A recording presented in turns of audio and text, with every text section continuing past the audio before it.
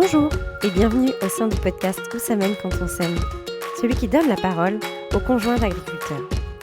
Elles sont femmes de céréaliers, d'éleveurs, de viticulteurs, en bio, en conventionnel, en raisonné. Elles viennent de toute la France.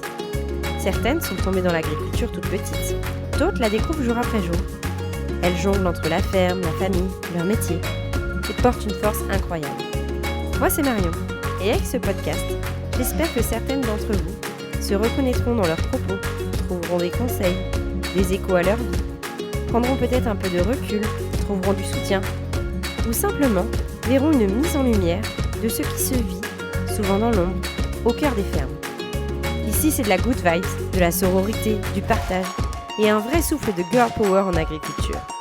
Alors, à votre avis, où ça mène quand on s'aime ? Aujourd'hui, je reçois Lisa. On vient tout juste de faire connaissance et je suis ravie de partager ce moment avec toi. Pour commencer, est-ce que tu peux te présenter en quelques mots ? Moi, je m'appelle Lisa, j'ai 30 ans cette année et il y a 1 an et demi, on a décidé avec mon compagnon Mathieu de créer notre domaine viticole. Avant de parler de toi un peu plus en détail, est-ce que tu peux nous décrire un peu avec qui tu vis, où est-ce que tu vis et comment se présente votre ferme ? Alors nous, on vit du côté d'Avignon et je partage donc ma vie avec Mathieu, qui est mon compagnon maintenant depuis 10 ans. On s'est d'ailleurs rencontrés à une réunion syndicale d'une AOP Côte-du-Rhône Village Gadagne. Donc c'est très marrant, on en garde un très bon souvenir. On a donc pris en fermage 4 hectares sur les communes de Saz et Lirac, dans le Gard, qui est pas très loin d'Avignon. Et voilà, on fait des vins bio, ça nous tenait à cœur d'être en agriculture biologique. Et aussi, on a une méthode de vinification naturelle. Voilà, ça nous tenait à cœur aussi. C'est des vins qu'on aime boire, c'est des vins qu'on aime faire. On trouve que c'est beaucoup plus respectueux. Il y a un gros travail qui est fait en vinif. On fait des vins qui sont propres, voilà, ce qu'on appelle propre. Est-ce que tu peux nous expliquer un petit peu plus ce qu'est une vinification naturelle ? Alors une vinification naturelle, les vins nature, c'est sans soufre ou très peu. Il y a une toute petite partie, donc le soufre ou les sulfites, c'est ce qui permet de tenir un petit peu le vin, permet que le vin, il n'y a pas de défauts qui apparaissent. On peut en mettre beaucoup. Et effectivement, là, il n'y a aucun défaut qui va arriver. Tu ne te prends pas trop la tête. Aujourd'hui, il y a beaucoup de vins, il y a beaucoup de sulfites, justement, et qui se tiennent aussi dans le temps et pour éviter aux vignerons que le vin ait des soucis. Mais nous, on pense qu'on peut en mettre moins et que le vin peut aussi se tenir et qu'il n'y ait pas de défaut non plus. Donc, c'est ce qu'on fait. C'est une méthode, en fait, au lieu d'ajouter des levures, ça s'appelle les levures indigènes. Donc, elles sont directement présentes dans le raisin quand tu le presses et quand tu le vinifies. Et c'est ça qui va fermenter le raisin. Pour te terminer sur le vin, la méthode, en fait, c'est des vins qui sont sans entrants. On intervient si besoin. C'est pour ça qu'on dit que ce sont des vins plus propres. Ok, d'où le nom naturel. Exactement. Ok, ouais, je comprends mieux. Est-ce que vous avez des enfants et quel âge ont-ils ? Alors, on a une petite fille, Jeanne, qui a 3 ans et demi maintenant. C'est un peu elle qui nous a donné l'impulsion de tout ça. On y pensait déjà depuis longtemps, puisque comme je disais avec Mathieu, on s'est rencontrés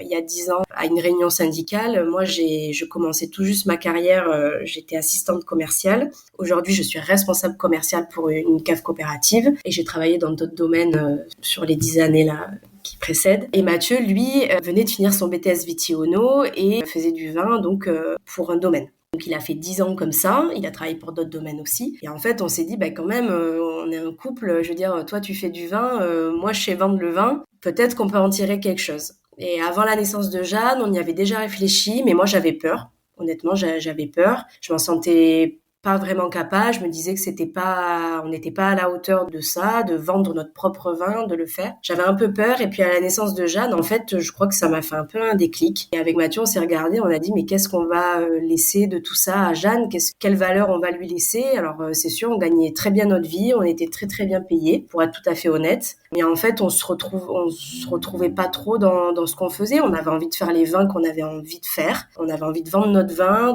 et d'avoir une aventure en fait ensemble aussi. D'avoir une aventure de couple, quoi. Parce que Mathieu, il le dit d'ailleurs, sans vouloir parler à sa place, mais il le dit. Il dit qu'il n'y aurait pas eu de domaine si j'avais pas été là de toute manière. Il l'aurait pas fait tout seul. Voilà. Donc c'est un peu Jeanne, ça a été un peu le déclencheur de tout ça. Donc c'est un beau projet familial déclenché par cette petite fille, c'est trop chouette. Ouais, c'est clair. Ouais, complètement. Alors maintenant qu'on voit un peu mieux le décor, on va parler un peu plus de toi. D'où viens-tu initialement et as-tu grandi dans un milieu agricole ? Alors Moi, pas vraiment agricole, on peut pas dire ça. Mes parents, eux, sont chefs d'entreprise, ils sont pas attirés par l'agriculture en tout cas. Par contre, mes grands-parents, mon oncle et ma tante avaient des terres. Donc j'ai baigné dans ce microcosme entre guillemets quand même de vignes, le terroir, le vin. Donc c'est quand même ce qui m'a attiré pour mes études, ça c'est sûr. Et mon oncle et ma tante effectivement ont un domaine viticole aujourd'hui près de Vaqueras. Ok, donc tu as un peu baigné dedans, mais pas de manière complètement directe, disons. Non, voilà, on était quand même dans ce microcosme qui tournait autour de ça. Il y a toujours eu, voilà, alors beaucoup plus attiré effectivement par la vigne, hein, plus qu'une autre agriculture, mais le vin a toujours été présent. Est-ce que tu peux nous présenter un peu ton parcours professionnel? Donc, quelles études as-tu faites et dans quel but initial? Et puis, revenir un peu sur tes premières expériences professionnelles, donc comme tu nous disais, de ces 10 dernières années avant de t'installer avec ton conjoint. Donc moi, je savais pas trop où je voulais aller, et donc la facilité, ça a été de faire du commerce. Je me suis dit, tiens, pourquoi pas le vin? Pourquoi pas vendre du vin? Et donc j'ai fait un BTS commerce international parce que mes parents, ma mère ne voulait pas que je me spécialise dans le vin au cas où je ne voulais pas vendre du vin plus tard ou je voulais faire autre chose. Voilà. Donc elle voulait pas que je me spécialise dans un commerce vin et spiritueux qui existe, mais que je fasse quelque chose de plus large. Donc j'ai fait un BTS commerce international dans un domaine pas très loin d'Avignon, où là j'ai fait une superbe expérience. En plus, Xavier le vigneron était à l'école avec mon papa. C'était une superbe expérience. Donc là j'ai fait mon alternance. Et ensuite je suis partie dans plusieurs domaines. J'en ai fait plusieurs, voilà, pour voir un petit peu aussi, pour avoir plus d'expérience, où j'ai été assistante commerciale. Et ensuite, je suis arrivée dans un domaine à Châteauneuf-du-Pape, où je suis arrivée assistante commerciale aussi. Et on m'a formée pour reprendre la responsabilité commerciale en fait du domaine, upgrader un petit peu, voilà, c'est ce qui me plaisait. Je suis très carriériste, j'adore apprendre, et d'ailleurs j'aime beaucoup mon travail, j'adore vendre du vin. Et je pense qu'aujourd'hui, je pourrais pas vendre autre chose, d'ailleurs. Je pense que je serais très mauvaise à vendre des aspirateurs. Mais voilà, et donc après, j'ai atterri là 6 ans. Et ensuite, le domaine a été vendu. Quand je suis tombée enceinte, il y a eu un licenciement économique par rapport au domaine. Et c'est là que du coup, je me suis retrouvée avec ma petite fille à la maison. Et c'est là que Mathieu aussi a bien gambergé. Donc ça s'est passé un peu comme ça. Et après, quand même, la naissance de Jeanne, quand Jeanne avait 9 mois, j'ai repris un poste de responsable commercial dans une cave coopérative près de Nîmes, où je suis toujours salariée. Mathieu, d'ailleurs, aussi est toujours salarié, parce que il y a les difficultés de l'installation dans un domaine viticole, hein, c'est très dur. Donc, du coup, pour l'instant, on a gardé nos deux travails à côté, quoi. Ouais, vous êtes tous les deux en double activité, plutôt pour des raisons financières à l'heure actuelle. Pour moi, effectivement, financière. Cette année, c'est la première année de commercialisation de nos vins. Donc, on savait pas trop, il y avait tout à créer puisqu'on n'a rien racheté. Aujourd'hui, racheter un domaine viticole, il n'y a rien à moins d'1 million d'euros, hein, ici, dans le sud de la France, en tout cas, dans les coins où on est. Donc, c'est quasiment impossible, hein, pour un couple ou pour un jeune viticulteur qui veut s'installer. Donc, on a préféré prendre des vignes en fermage, donc à la location, qui est beaucoup plus économique, et on loue une partie d'une cave chez quelqu'un. Aujourd'hui, on n'a rien qui est à nous, mais ça n'empêche pas finalement de s'installer, donc c'est ça qui est super beau. Mais effectivement, c'est première année de commercialisation, donc on n'a pas de fichier client, on savait pas où on allait aller, donc par souci quand même de financier, et voilà, on a des petites filles, donc on a préféré faire comme ça.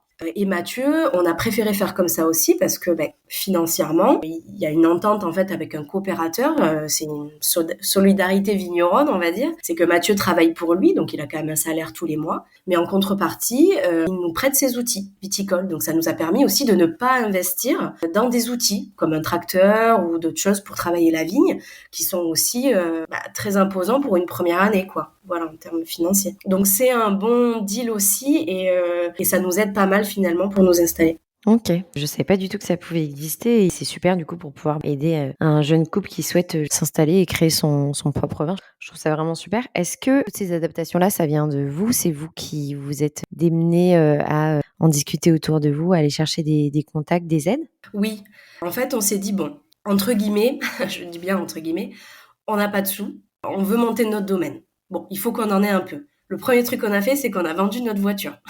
Voilà, ça nous a payé nos premières vendanges, le fermage de la première année et tout ça avec ces sous-là. Ensuite, bien évidemment, on est allé voir la banque pour nous aider un petit peu, parce que dans le vin, pour expliquer un peu, c'est ce qui est compliqué, c'est qu'on a beaucoup de dépenses avant d'avoir le vin en bouteille finie, puisqu'il faut que je paye toutes mes matières sèches. Donc les matières sèches, ça va être les bouchons, les bouteilles, le carton, toutes ces choses-là, il faut que je les paye avant, puisqu'il faut bien que je mette en bouteille avant mes bouteilles pour les vendre. Et après, tu commences à les vendre. Donc déjà, tu as payé tout ça et ensuite, il faut commencer à vendre ton produit. Donc c'est ça qui est un petit peu dur au démarrage, en fait, les premières années. Une fois après que c'est lancé, normalement, voilà, tu es dans un roulement. Donc oui, il a fallu trouver des solutions. Donc les solutions, ça a été ça. Et en fait, nos vignes sont à côté d'un viticulteur, donc un coopérateur. Lui, il a pas sa cave. Il amène ses raisins dans une cave coopérative. Et en fait, en discutant avec Mathieu, lui, il lui a dit, écoute, moi j'ai besoin de quelqu'un, tes terres elles sont à côté des miennes, et Mathieu lui a dit moi j'ai pas les sous pour m'acheter des outils aujourd'hui, est-ce qu'on peut faire un deal? Et lui, il a dit, bien sûr, pourquoi pas, et pour aider un jeune en plus, voilà. Donc ça a été le deal en fait qui a été fait, et c'est des solutions qu'on trouve, et on s'adapte comme ça, et je pense que l'année prochaine, on aura aussi encore des solutions à trouver pour avancer encore, et voilà. Et en fait, ces deals-là, ça nous permet d'investir sur d'autres choses. Cette année, on a réussi à s'acheter des barriques. Tu vois, voilà. En fait, ces petits trucs-là, ça nous permet d'avancer comme ça. Et c'est obligé. On peut pas, aujourd'hui, on peut pas s'en passer, quoi. Trop bien, trop chouette, je comprends bien. Et ça, c'est des choses que vous saviez qui existaient? Vous avez vu des amis qui faisaient déjà ça, par exemple? Ou vraiment, c'est un peu, au culot, à se dire: «Bon, on va créer ces opportunités-là»? Au culot, complet. Alors en plus, aujourd'hui, le milieu viticole, il est quand même en crise. Tout a augmenté. Ouais. Tout a triplé au niveau des prix. Donc il y a aussi ça. Et on a beaucoup l'exemple plus d'amis qui ont hérité de leurs parents. Donc déjà, il y a quand même quelque chose d'un petit peu plus simple. Je dis pas que c'est facile non plus, mais il y a quand même quelque chose de plus simple quand tu hérites et quand il y a quelque chose avant. Nous, voilà, on n'a pas hérité, on a dû tout créer. Donc c'est ça qui est un peu plus dur. D'ailleurs, aujourd'hui, le nombre de gens, je t'assure Marion, qui me disent ah, vous vous installez? Dis donc, vous êtes courageux, hein. Des fois, avec Mathieu, on se regarde, on se dit, est-ce qu'on n'est pas un peu fou, quoi, de s'installer maintenant? Mais bon, on y croit tellement dur comme fer et on a tellement envie de nous offrir cette vie-là qu'on sait qu'on va y arriver, quoi. Trop bien. Et tu parlais de commercialisation. Vous, votre vin, l'objectif, c'est de le vendre en local ou, financièrement, il va y avoir une partie qui part, vers d'autres horizons? J'aimerais faire un peu des deux. Moi, de mon expérience du commerce, faut pas mettre ses œufs dans le même panier. On l'a vu au niveau du Covid. On connaissait beaucoup de domaines qui faisaient que de la restauration, ou presque 80% de restauration, et puis d'un seul coup, tout s'arrête. Là, on le voit avec l'export. Ceux qui font 80-90% d'export, en ce moment, entre la Russie, les États-Unis, tout ça, on voit que c'est très compliqué aussi. Donc, je pense qu'il faut pas mettre ses œufs dans le même panier. J'aimerais faire les deux. J'aimerais qu'il y ait peut-être un 50-50 ou un 60-40 OK. entre la France et l'export. Aujourd'hui, on est présent seulement au Japon, au Danemark, et on a un petit client en Belgique aussi. Voilà. Donc sur l'export, en tout cas, le reste, c'est que de la France. Ça marche. Si on revient un peu donc sur ton parcours, est-ce que c'était un choix donc d'être viticultrice ou un concours de circonstances selon toi? Un concours de circonstances, c'est d'avoir rencontré Mathieu. Ouais. J'aurais jamais rencontré Mathieu, j'aurais jamais monté de domaine. Ça, c'est sûr. Je pense que j'aurais pas eu cette vision-là déjà de l'agriculture, ce rapport-là à la terre, offrir notre vision d'autres valeurs. Je dis pas que d'autres métiers peuvent pas apporter d'autres valeurs, hein, mais c'est vrai que l'agriculture, je trouve ça vraiment tellement beau comme métier. N'importe quelle agriculture, voilà, pour moi c'est incroyable. Donc oui, c'est d'avoir rencontré Mathieu, c'est d'avoir ce projet-là à deux, d'avoir pu être au contact d'autres amis agriculteurs, viticulteurs surtout. Hein, on a pratiquement que des amis vignerons, et de voir ça, de voir aussi je trouve le travail qui est fait. Aujourd'hui, on travaille beaucoup. Tous les agriculteurs, les viticulteurs, on travaille beaucoup. C'est un travail de longue haleine toute l'année, et je trouve ça vraiment intéressant. Je trouve ça très beau. Et le fait de vivre donc avec un viticulteur, est-ce que c'était un rêve de petite fille? Ou est-ce que pareil, c'est le fait que vous soyez installés tous les 2 et que, ça s'est fait, comme ça? Non, j'avais pas de rêve de petite fille de rencontrer un viticulteur, j'avoue honnêtement. Non, aujourd'hui, je me vois pas vivre autrement. C'est dur parce qu'il y a des périodes. Alors, c'est pas comme une ferme, par exemple, ou avec des bêtes. Nous, c'est pas tous les jours. C'est-à-dire que t'as pas des horaires le soir, le matin. Ou voilà, c'est vrai que ça, c'est pas ça. Mais t'as des gros coups de bourre en fait dans la vigne. Et puis t'as la grosse période des vendanges où là, on se parle pas. C'est tête dans le guidon et on y va. Et là, les amplitudes horaires sont énormes. Ou quand tu fais les traitements de la vigne et tout ça, voilà, c'est des grosses périodes en fait, des gros coups de bourre où là, les horaires sont vraiment variés et voilà. Mais on a des temps plus calmes aussi. Comme là, la période avant les vendanges, août, c'est relativement calme.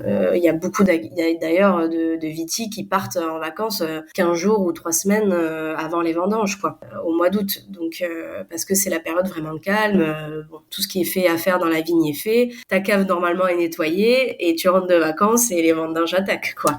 Entre guillemets, hein, pour parler grossièrement. Il y a ça qui a géré, voilà. Mais c'est pas comme une ferme, si tu veux, où t'as tous les jours des horaires voilà, fixes pour les bêtes. Voilà. Mais il y a des contraintes quand même.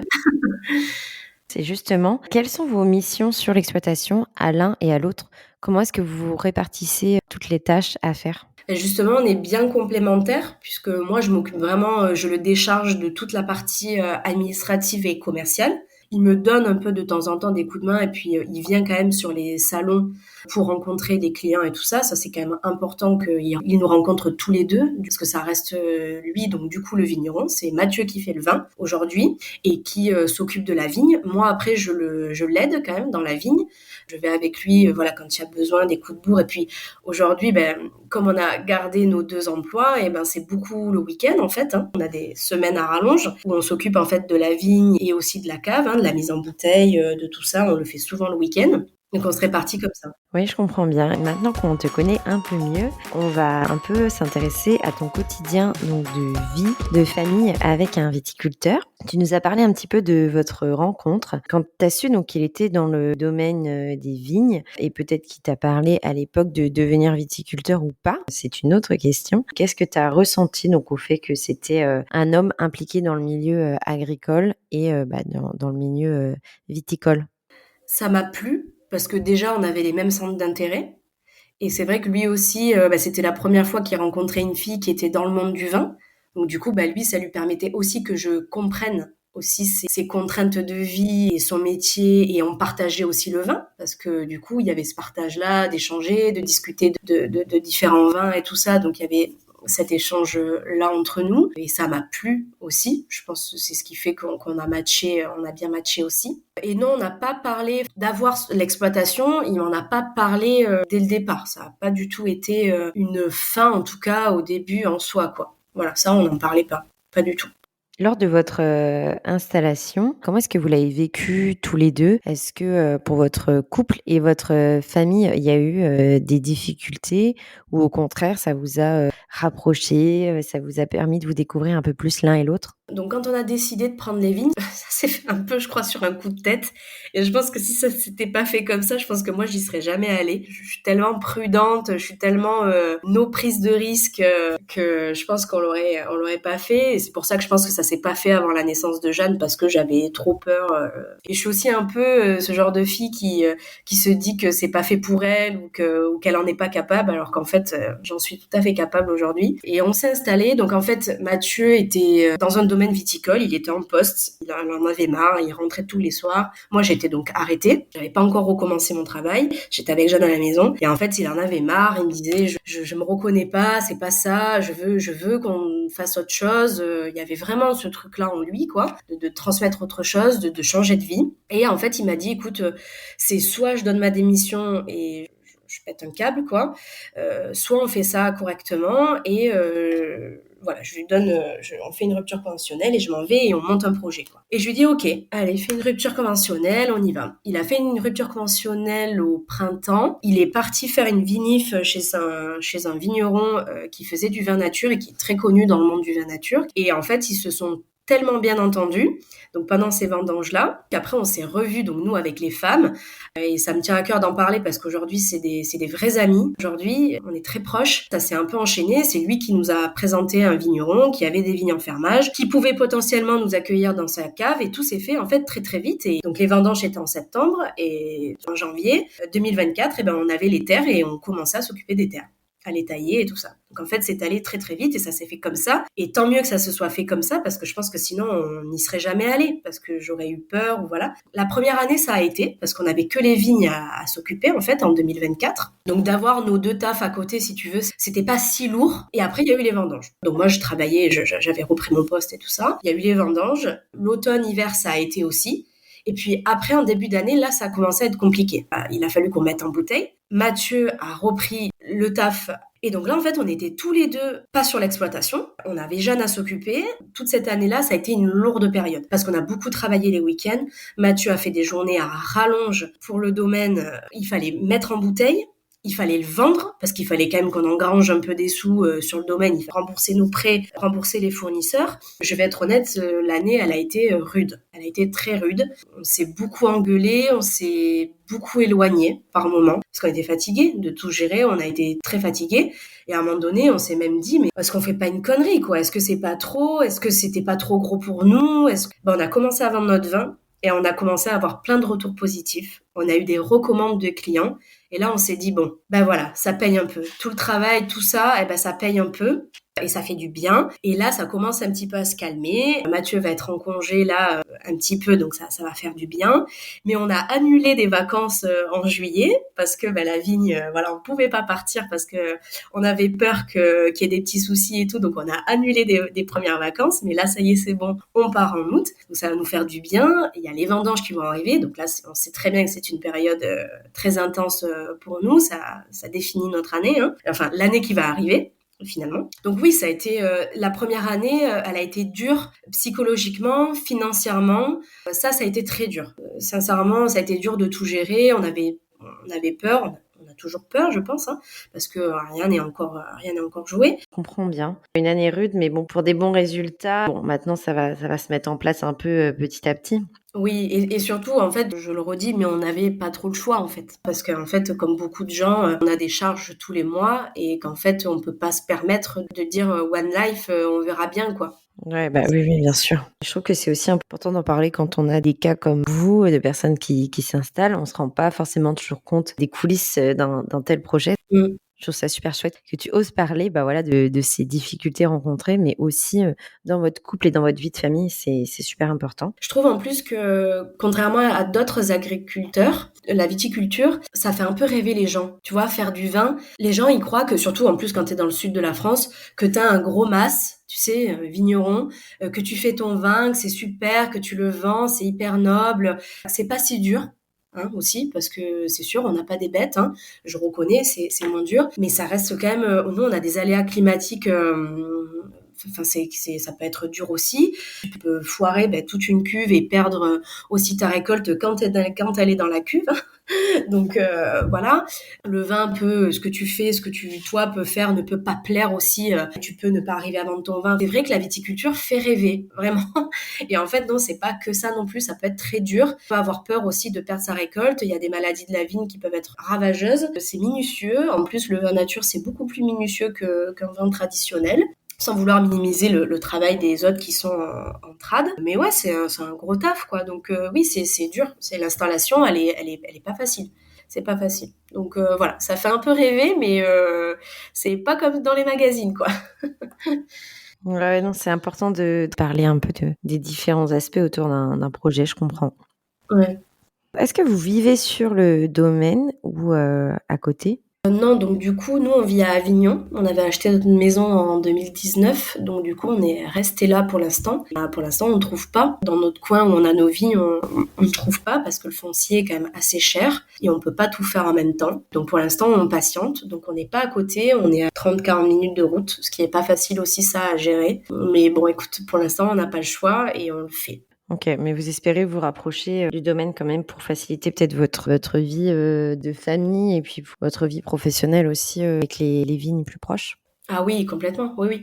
D'ailleurs, là, on réfléchit peut-être à faire construire une cave, éventuellement. Pourquoi pas? Et puis après, essayer de faire construire notre maison à côté. Ou c'est une idée qu'on a en ce moment qui nous trotte un peu. Parce que finalement, on a visité quelques trucs et il y a toujours un hic. Donc voilà, donc oui, c'est l'idée, bien sûr, de vivre sur le domaine. Et peut-être d'avoir un caveau de vente aussi. J'aimerais bien développer ça. J'aimerais bien faire quelques soirées l'été. Ça me plairait bien. Faire des soirées au domaine. On vend notre vin. Pourquoi pas aussi d'inviter des potes vignerons, tu vois. Faire des soirées en partenariat avec d'autres potes aussi, ça pourrait être sympa. C'est ce qui est cool aussi dans le monde du vin, tu vois, c'est qu'il y a un côté festif. C'est avant tout du partage et du plaisir, des échanges. Enfin voilà quoi, il y a rien de mieux que d'être en famille ou d'être entre potes et de s'ouvrir une bonne quille et un bon repas. Et donc j'aimerais bien partager ça un peu aussi. Si j'avais le domaine, tu vois, et l'exploitation à côté, voilà, ça serait pas mal quoi. On parlait donc de s'installer et donc de petits couacs rencontrés entre guillemets. Est-ce que c'est facile de travailler en couple au quotidien? Est-ce que vous rencontrez parfois des difficultés? Est-ce que ça vous apporte aussi de la joie de vous croiser peut-être beaucoup plus souvent? Oui, moi je trouve ça vraiment cool. Je pense que Mathieu aussi, ça lui plaît bien. En fait, je pense qu'à terme, le jour où on sera tous les deux sur l'exploitation, on a des missions différentes sur le domaine, je pense qu'on sera pas tout le temps ensemble. Donc c'est ça qui est bien aussi. Je pense que quand même, si on était tous les deux collés toute la journée, je t'avoue que je pense qu'on se taperait dessus. Mais voilà, on va se croiser et c'est ça qui est top. Et il y a des moments où on sera tous les deux, ce sera chouette aussi. Mais oui, c'est cool. Moi, on a eu l'expérience là. J'avais pris une semaine de congé en avril pour aller faire déguster à des clients, enfin à des prospects pendant ma semaine de congé. Et Mathieu s'est libéré une journée pour m'accompagner et c'était super chouette. T'es tous les deux, tu vends ton produit, tu parles tous les deux de ton domaine, de ton produit. Et ouais, c'était super. Et lui aussi, il a passé une super journée. On a mangé ensemble le midi. Donc oui, c'est super chouette. On adore échanger sur ce qu'on veut faire pour le domaine et tout ça. C'est cool d'en parler tous les jours. Il y a des désaccords, forcément, mais je pense qu'on aime bien travailler tous les deux. En tout cas, ça, pour l'instant, ça nous va bien. On se voit bien continuer. Trop chouette. Comment est-ce que vous vous organisez pour garder un équilibre de couple dans ce rythme-là de deux personnes qui travaillent ensemble? Cette année, on n'en a pas. Ouais. Sincèrement, on a été focus sur le domaine, focus sur nos autres jobs à côté, parce qu'il fallait pas les délaisser non plus. Cette année, on n'a pas trop réfléchi à ça, honnêtement. On avait d'ailleurs projet de faire un deuxième enfant. Ça a été un peu abandonné en début d'année, parce qu'en fait, c'est aussi ça, je trouve, qui est dur, en fait. Tu vois, c'est que le projet agricole, viticole, il est tellement prenant que t'en viens à te poser des questions personnelles que je pense que d'autres métiers ne se posent pas. T'abandonnes beaucoup de choses personnelles, je trouve, au début. Il y a beaucoup de concessions à faire. Donc, on a abandonné beaucoup de choses personnelles pour notre projet agricole. Donc, oui, on s'est un peu oublié cette année sur ça, hein, très honnêtement. Ça n'a pas été au centre de notre attention. Ouais, donc tu mets ça un peu sur le coup de l'installation. Tu espères qu'avec le temps, le projet prenant de l'ampleur, vous arriverez à trouver un peu plus vos moments à deux. Ah ben oui, c'est un vrai projet de vie, le domaine, hein, c'est un vrai projet dans le temps de gagner pour nous en qualité de vie. Tu vois, je dis pas que ce sera moins dur, hein, je pense que ce sera autant dur. On aura sûrement que le domaine en revenu. Le travail d'agriculteur, ça reste dur et tout ça, je dis pas que ce sera moins dur, mais on va gagner, je pense, quand même en qualité de vie et plus serein et voilà, tu gagnes autre chose. Mais oui, moi, je mets ça vraiment sur le coup de l'installation et de tout ce qu'il y a à faire à côté pour que ça marche au début, ça c'est sûr. C'est des concessions. Je me dis que on bosse pour et que ça va forcément payer. Et tous les gens qui bossent, tous les métiers, tous ceux qui bossent, tous ceux qui se lèvent le matin, un jour ça va payer. C'est sûr. C'est pas possible que ça paye pas. Il n'y a pas de raison. Il n'y a pas de raison, c'est clair. Tu parlais tout à l'heure donc de rencontres que vous avez faites et qui ont été déterminantes dans votre projet. Est-ce que dans tout ça, dans ta vie de jeune viticultrice, tu te sens parfois seule, isolée ou plutôt bien entourée? Mes parents sont beaucoup là pour nous. Les parents de Mathieu, eux, sont plus là aujourd'hui. Mes parents sont beaucoup présents. Ils nous ont beaucoup aidés, ils nous ont beaucoup soutenus dans notre projet et ils nous soutiennent encore beaucoup. Ils gardent beaucoup Jeanne aussi pour nous aider. Ça, c'est top. Ouais, non, ils sont présents. Ils sont venus faire les vendanges l'année dernière. Donc ça, pour ça, on est aidés. Et on a nos potes, hein, forcément, qui sont pas dans le monde du vin aussi, mais qui nous soutiennent dans notre projet. Donc je me sens pas isolée, c'est pas vrai, je peux pas dire ça. Et j'ai d'autres amis aussi qui sont dans le vin et avec qui je peux en discuter. On a vraiment un bon groupe de potes et familial de mon côté qui sont super et qui nous soutiennent, c'est génial. Donc non, je suis pas isolée.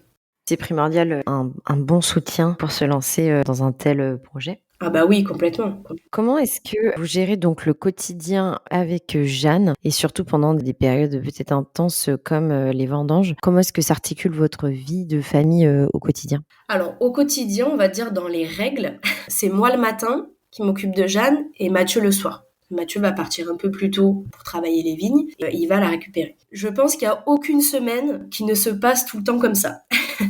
parce que moi, par rapport à mon premier job, je suis souvent en déplacement. Donc ça, c'est un peu compliqué à gérer. Et après, les périodes intenses pour Mathieu dans la vigne, j'essaye de pas me déplacer. Voilà, pour que lui, il puisse être totalement libéré et voilà, qu'il n'ait pas à gérer Jeanne, entre guillemets. Et pendant les vendanges, effectivement, j'avoue que c'est que moi qui gère. Voilà, effectivement, cette énorme période-là, il faut qu'il soit quand même libre d'esprit et voilà. Donc, j'essaye de pas partir, de prendre cette période-là pour le soutenir. Pareil, la période des traitements aussi qui est en avril-mai, plutôt mai-juin. J'essaye de pas partir parce que là, il traite de nuit. Donc, du coup, c'est quand même compliqué pour lui. On essaye de gérer comme ça au quotidien, mais c'est beaucoup plus moi, effectivement, qui gère Jeanne. Mais il s'en occupe aussi. Je tiens à le dire, je veux pas croire qu'il est pas là, pas du tout. C'est pas vrai, il fait le maximum pour s'occuper de Jeanne, complètement. Si on parle un peu maternité, Jeanne est arrivée avant votre projet ou en cours de ce projet. Comment est-ce que s'est passé son arrivée? Est-ce que Mathieu a pu être présent? Comment est-ce que toi, tu l'as vécu? Mathieu a pris seulement 15 jours sur les 1 mois auxquels il a droit. Parce que la vigne, parce que l'agriculture, forcément, il y a du travail et que ça a été compliqué de se dégager du temps. Il a quand même été présent, bien évidemment, pour l'accouchement et tout ça. Et après, effectivement, comme il a repris le travail et que moi, je travaillais pas, j'ai quand même beaucoup plus géré les nuits. Il le faisait, il prenait un peu le relais le week-end. Et par contre, quand il rentrait le soir, il prenait quand même le relais. Donc, il a été présent, ça c'est sûr. Bon, pour la petite anecdote, elle est née le jour de Noël. Une période plutôt calme, mais après, en fait, tout s'enchaîne après au printemps, en fait. Il y a plein de travail à faire dans la vigne. Et là, en fait, elle a commencé à grandir et tout ça dans cette période-là. Et Mathieu était moins dispo, forcément. Était moins dispo. Je peux pas dire qu'il a pas été là, mais oui, je sais pas comment le dire. J'arrive pas à l'expliquer. Je trouve que les filles dans tes autres podcasts arrivaient bien à l'expliquer. Moi, j'ai du mal à l'expliquer. Mais oui, il y a eu des moments où je me suis sentie seule, ça c'est sûr, où j'aurais aimé qu'il fasse plus, où je me suis sentie démunie, où j'avais l'impression que j'étais seulement mère et femme de ménage, entre guillemets, hein. Et je me sentais que ça, quoi, tu vois. Et lui, le travail qu'il fait est très physique, donc forcément, quand il rentrait le soir, physiquement, il était fatigué. Je l'ai vu rentrer le soir et me décharger et me dire, tiens, allez, je m'occupe de Jeanne. Et en fait, il se mettait sur le canapé, il la prenait dans les bras et ils s'endormaient tous les deux. Tu vois, parce lui était crevé physique. Et elle, heureusement, c'était un petit bébé, donc elle refaisait une sieste quand il arrivait. Donc les nuits, effectivement, il y a eu des nuits ultra compliquées où lui me disait, mais non, j'arrive pas à me lever, je peux pas, je suis trop fatiguée. Demain matin, je me lève à 5 heures, j'y arriverai pas, quoi. Donc, forcément, c'est toi qui prends et puis tu es à la maison. Donc il y a eu ce petit clash. Je pense que beaucoup de familles vivent, beaucoup de parents vivent, hein, ce truc-là de ça et ce métier physique qui fait qu'il est très fatigué quand il rentre, quoi. Ouais, je comprends bien. Je pense qu'on est un peu fataliste parce qu'on sait en fait qu'on vit avec un agriculteur, qu'on vit avec un viticulteur dans ton cas, avec des métiers très prenants, mais je pense à d'autres métiers aussi bien sûr, hein, des femmes de soignantes, des femmes de boulanger, des femmes de... Donc on le sait et on sait qu'on aura des maris, des conjoints moins présents. Mais on a toujours évidemment cette petite envie où c'est un mélange de tellement d'émotions que je comprends complètement ce que tu dis et je pense que c'est des choses qu'on partage toutes. C'est ça, c'est exactement ça. D'un autre côté, ça me gêne pas non plus. C'est-à-dire que j'aime aussi ce rôle-là que j'ai à ses côtés, tu vois, de pouvoir avoir la chance de m'occuper de mon enfant, avoir plus de temps, et futurs enfants aussi, tu vois, à terme, de m'occuper de ma maison. J'ai pas de problème avec ça. J'ai pas un problème féministe, tu vois, dans ce sens-là. Par moments, ça peut me gêner, c'est un peu ambivalent, mais je crois que ça, c'est être une femme qui fait qu'on est comme ça. C'est un peu ambivalent parce que j'aimerais dire, moi aussi j'ai envie d'aller travailler, tout ça, ou moi aussi j'ai envie d'en faire plus, de démontrer. Mais d'un autre côté, ça me gêne pas de m'occuper de ma maison, de gérer tout ça et d'avoir cette place-là aussi à ses côtés et de lui dire, t'inquiète, je gère. Tu vois, voilà. Donc c'est un peu ambivalent. Il y a tout ce côté-là qui rentre en compte dans la maternité. Entre je veux m'occuper de mes enfants, je veux développer mon domaine, je veux être une femme d'intérieur, je veux être une femme active, voilà, tu vois, je veux être une mère exceptionnelle. Et il y a tout ce truc-là. Mais d'un autre côté, j'aimerais bien aussi que lui aussi se lève la nuit. Donc voilà, il y a tout ce truc-là à s'équilibrer. Et je pense qu'à terme, l'équilibre se trouvera dans notre domaine, d'ailleurs comme dans plein de podcasts que tu as fait, où les femmes finalement trouvent cet équilibre-là entre être une femme, être une mère et être une agricultrice, tu vois. Donc je pense qu'à terme, je trouverai cet équilibre-là. Ça se trouve, voilà, et ça se cherche. Pour conclure cet échange toutes les deux, avec du recul, qu'est-ce qui chaque jour te fait du bien dans cette vie-là ? Y a-t-il une fierté, une satisfaction particulière à vivre à côté d'un viticulteur ? L'agriculture, c'est un fondamental, quoi, de la vie. Donc, je suis très fière d'en faire partie. Je suis très fière d'en parler. Je suis très fière d'avoir trouvé cette voie-là, sincèrement, franchement. Et j'aimerais que beaucoup plus de jeunes puissent y accéder. Aujourd'hui, c'est pas facile. C'est un métier qui est très dur et c'est dommage. C'est tellement gratifiant, je trouve, de voir le produit après fini. Il y a une petite satisfaction aussi quand c'est dur, tu vois. Quand c'est dur et que t'as ton produit en face de toi, il y a la petite satisfaction d'avoir sué un petit peu pour en arriver là. Donc, je trouve que c'est tout ça qui est chouette. Et le produit fini, quand tu le vois sur une table et que la bouteille est finie ou est appréciée, ça c'est trop chouette. Et j'avoue que la petite satisfaction d'avoir bu les premières bouteilles, tu vois, de ton travail avec ta famille et tes potes, j'avoue qu'il y a une petite émotion. Ça a été le plus cool. Ouais. Ça a été chouette. Ouais, c'est clair, je veux bien le croire. Est-ce qu'il y a quelque chose que tu aimerais dire à d'autres femmes qui débutent cette vie-là ? Donc, que ce soit de s'installer avec son conjoint ou de s'installer dans un domaine viticole. Moi, je trouve que souvent, je me suis pas trop écoutée parce que des fois, j'étais un tout petit peu trop prudente, je pense. Et je pense qu'il faut savoir s'écouter, soi, en tant que femme. On a du mal des fois en tant que femme, je pense, à prendre des risques, à s'écouter, à se dire qu'on a une bonne idée, à se dire que ce qu'on fait, c'est bien et qu'on en est capable et qu'il faut pas lâcher. L'agriculture, c'est le plus beau métier du monde. C'est une super conclusion à notre échange. Merci beaucoup Lisa pour ta sincérité et pour ton temps et à bientôt. Merci beaucoup Marion, merci à toi. C'est la fin de notre échange. Merci de l'avoir écouté jusqu'au bout. Si cet épisode vous a plu, je vous invite à découvrir tous les autres. Vous pouvez également noter le podcast sur votre plateforme d'écoute préférée. Et pour suivre l'aventure au quotidien, retrouvez-moi sur les réseaux sociaux et surtout sur Instagram où je suis très active. N'hésitez pas à vous abonner, liker, partager. C'est grâce à vous que ce projet prend forme et qu'il peut continuer à grandir. Et mesdames, si vous avez envie de raconter votre histoire, rejoignez-moi dans un prochain épisode. À bientôt!